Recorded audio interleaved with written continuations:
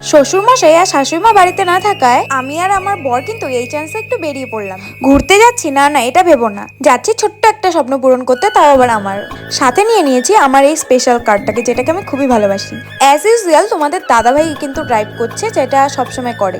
তো দুজনে গল্প করতে করতে যাচ্ছি কোচবিহার। আমাদের মুখ দেখে অবশ্যই বুঝতে পারছো যে আমরা কতটা খুশি হয়েছি। আমাদের বাড়ি থেকে কোচবিহার যেতে মোট সময় লাগে 30 মিনিটের মতো।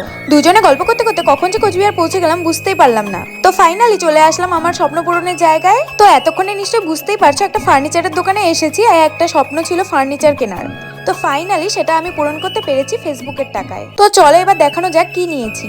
অনেক দিনের ইচ্ছে ছিল একটা সুন্দর ক্যাবিনেট নেব, যেটার উপর আমার টিভিটা থাকবে। তো ফাইনালি সেটা আমি নিতে পেরেছি তোমাদের আশীর্বাদ আর তোমাদের ভালোবাসায়। সাথে ছিল আমার বাবা মার আশীর্বাদ আর বরের অনেক অনেক সাপোর্ট।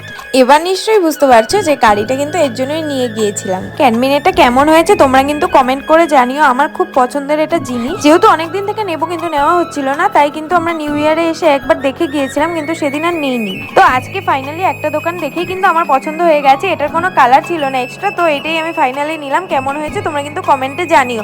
আর কত দাম নিয়েছে, কি সমাচার, এটা জানতে কিন্তু কমেন্ট করতে হবে অবশ্যই। আর ভিডিওটা ভালো লাগলে লাইক কমেন্ট আর শেয়ার করে দিও। টাটা, দেখা যাচ্ছে।